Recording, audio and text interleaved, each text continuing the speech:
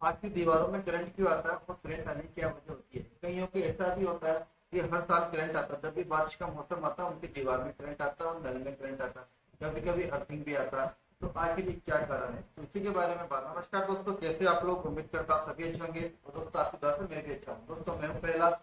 दोस्तों आज हम बात करेंगे कि दीवारों में करंट क्यों आता है, घरों में करंट क्यों आता है। तो दोस्तों यहाँ पे करंट आने की यही वजह होती है कि दीवारों में करंट आता है। अक्सर देखा जाता है कि बारिश के मौसम में ही दीवारों में करंट आता है।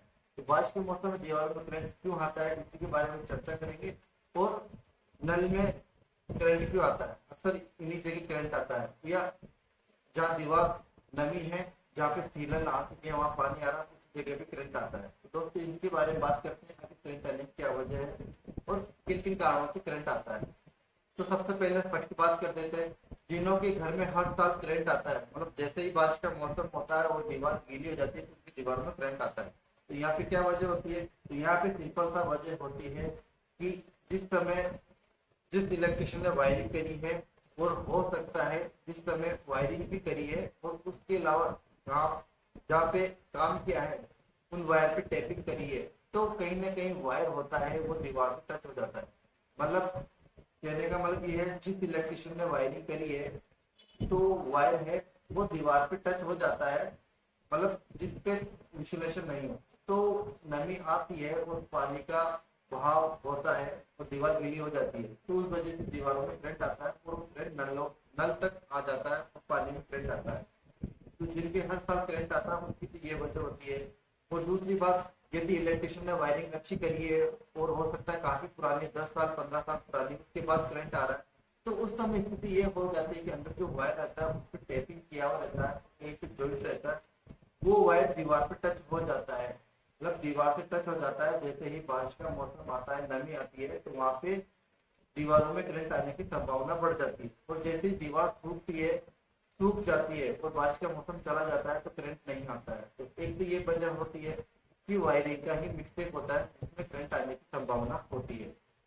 अब करते हैं दूसरी बात, करंट आने की दूसरी और कौन सी वजह होती है। तो यहाँ पे करंट आने की दूसरी वजह ये इलेक्ट्रिशियन की वजह से भी होती है। यदि वायरिंग आपने नहीं कराई है, न्यू वायरिंग है नए मकान के अंदर, फिर भी उसके अंदर आपने अर्थिंग का कनेक्शन भी किया है, सब कुछ किया है, फिर भी उसमें करंट आने की संभावना होती है। तो यहाँ पे करंट आने की संभावना तब होती है अगर बंदे ने अर्थिंग का वायर भी किया है। तो यहाँ पे करंट आने की संभावना तब होती है अर्थिंग का वायर है वो प्रॉपर नहीं है, एक तो वो वजह हो जाती है। दूसरा, अर्थिंग का वायर न्यूट्रल से कनेक्ट कर देता है बंदा, अर्थिंग का वायर न्यूट्रल से कनेक्ट हो जाता है, तो जो फेस होता है वो प्रोडक्ट जैसे कूलर है या गीजर है, फेस वायर उनसे कनेक्ट होकर के रिटर्न के अंदर अर्थिंग के अंदर जाता है वायर, अर्थिंग के अंदर जाता है वायर, और वो वायर दीवार से टच होता है। अर्थिंग का वायर कहीं ना कहीं दीवार से टच होता है, उस वजह से भी पूरी दीवार में करंट आने की संभावना होती है। और उसके अलावा अर्थिंग प्रॉपर घटा खोल करके नहीं करीबी होती है, और करीबी होती भी है तो कहीं ना कहीं वायर कट होता है, और जो अर्थिंग का वायर है वो न्यूट्रल वायर से कनेक्ट कर दिया। मेन वजह ये होती है अर्थिंग का वायर न्यूट्रल वायर से कनेक्ट कर देने पर, तो उस वजह से भी दीवारों में करंट आने की संभावना बढ़ जाती है। ये तीसरी वजह। अब करते तीसरी वजह। तीसरी वजह क्या होती है दीवारों में करंट आने की। तीसरी वजह दीवारों में करंट आने की ये भी वजह होती है, यहाँ पे सब कुछ सही है, अर्थिंग भी सही है और न्यूट्रल भी सही है, फेस वायर भी सही है, और अर्थिंग के अंदर वो भी प्रॉब्लम सही है। और यहाँ पे लेते हैं सिंगल फेज का, सिंगल फेज कनेक्शन है, लेकिन फिर भी दीवारों में करंट आ रहा है और नल में करंट आ रहा है। तो कभी कभी ऐसा हो जाता है दीवारों में करंट नहीं आता लेकिन नल में करंट आता है। जब दीवार गीली होती है तो दीवारों में करंट आता है, तो नल में करंट आता है। ज्यादातर ये बाथरूम के अंदर ही करंट आता है, क्योंकि बाथरूम के अंदर पूरा शरीर गीला रहता है हमारा, और शरीर गीला नहीं रहता है तो पाँव नंगे रहते हैं, तो उस समय हमें नल में करंट आने की संभावना होती है। उस समय करंट आने की संभावना ये होती है, या तो हो सकता है आपके गीजर का एलिमेंट खराब हो, गीजर का एलिमेंट खराब हो जाता है, उस वजह से भी करंट है वो हमारे नल के अंदर आने लग जाता है। दूसरी वजह होती है घर का कोई भी प्रोडक्ट खराब हो जाता है, जैसे मान लो कूलर खराब हो गया और टीवी के अंदर आपने छोटा सा कोई अडेप्टर लगाया, उस वजह से भी रिटर्न आ जाता है। तो ये वजह भी बहुत बड़ी करंट आने की संभावना बन सकती है। इस वजह से भी करंट आने की संभावना होती है और ये करंट काफी जबरदस्त होता है। अब करते हैं चौथी बात करंट आने की। चौथी बात करंट आने की ये है कि आपको करंट हल्का सा करंट आता है, कभी आप कहते हो कभी करंट आता है, कभी करंट नहीं आता, कभी हल्का सा करंट आता है। तो ये बारिश के मौसम में ये होता है अधिकतर।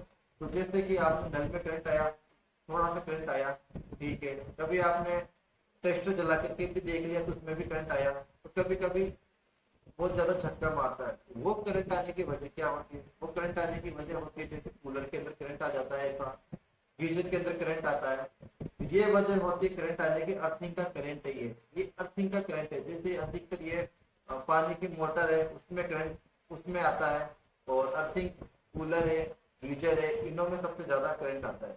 तो यहाँ पे अर्थिंग करना काफी जरूरी है। यदि आप इस चीज को अर्थिंग कर देते हो तो वहाँ पे आपकी करंट आने की संभावना आपको बिल्कुल नहीं रहेगी। करंट आने की संभावना ये नहीं के बराबर खत्म हो जाएगी। तो करंट आने की इतनी वजह होती है। इसके अलावा और भी वजह होती है। जो मेन वजह है वो मैंने आपको 4 वजह बता दी। 4 वजह कौन सी मैंने बताई है? सबसे पहले आपकी वायरिंग बहुत पुरानी है और इंसुलेशन आपका कहीं से उतर गया है, तो उस वजह से भी दीवार और नल में करंट आ जाता है।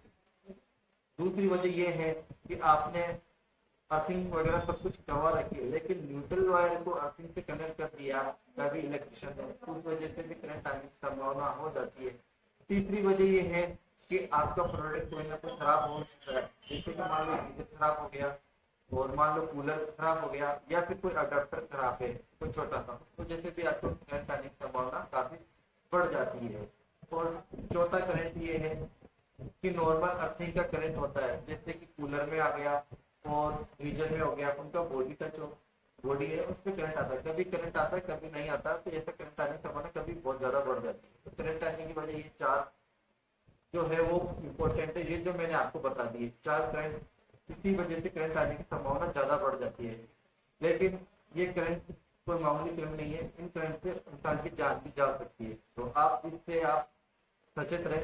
थोड़ा सा भी करंट आ गया तो इसे अनदेखी ना करें। करंट आ गया तो इसकी तुरंत रिपेयरिंग कराएं, चाहे अर्थिंग का करंट है चाहे नल के अंदर करंट आया, इसको आप तुरंत रिपेयरिंग कराएं।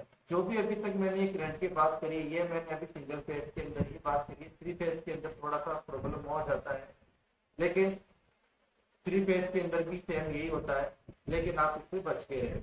मेरा कहने का मतलब ये है इलेक्ट्रिशियन के मामले में लापरवाह बिल्कुल ना करें, और जहां तक हो सके इलेक्ट्रिशियन के मामले में प्रोडक्ट आप हमेशा अच्छी कंपनी का इस्तेमाल करें। तो दोस्तों बस आज के लिए इतना ही। जितनी कोशिश हो सकती है मैं आपको सही राह दिखाने की और सही सलाह बताने की कोशिश कर रहा हूँ। तो दोस्तों वैसे आपको वीडियो कैसा लगा? अच्छा लगा तो आप लाइक करें, शेयर करें।